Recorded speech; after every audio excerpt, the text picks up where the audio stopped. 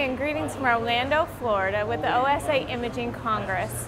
I'm here with Dr. Jason Eichenholz, CTO and co-founder of Luminar Technologies, and our Light the Future speaker this morning. Jason, please tell me a little bit about your presentation.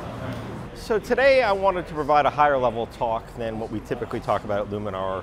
So I want to provide a glimpse into the future for self-driving vehicles and what future of transportation looked like out 10, 15, even 50 years. At the same time, I wanted to bring the audience where this is a very applied conference, one of the most applied conferences at OSA, and I wanted to bring all of that together and show the areas where optics and photonics technology is being used both today and in future systems.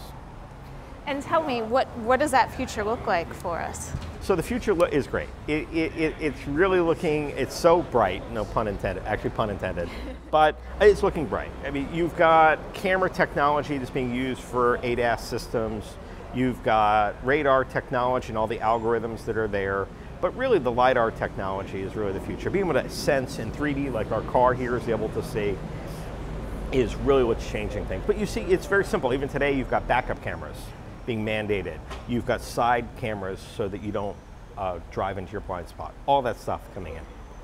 And you shared with us a personal aspect of your mission for LiDAR technologies. Please tell me a little bit about that. Okay, so the personal mission. For me, this is personal, and it should be for everyone who gets in a car and drives. You know, every year in this country, 35,000 people are killed in automobile accidents. And there's very little public uproar about it. And the reason for that is it happens piece by piece. But if people realize the true extent of that, and that's the equivalent of a 737 dropping out of the sky every year, then that would be, dropping out of the sky every working day, people would be a lot more upset. But for me, you know, I've got a 10-year-old daughter. She's precocious and lovely and delightful, but at the same time, I'm about 6 or 7 years from having to hand her keys to a car. So it's a race for me and whether we can get the technology for self-driving vehicles out there.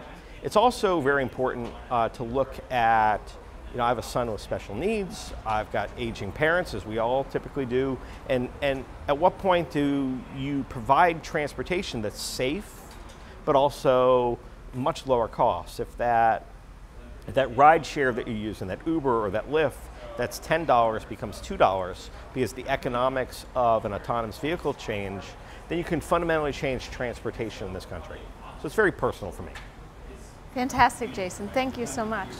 Thank you, and signing off from OSA Imaging Congress in Orlando, Florida. Thank you.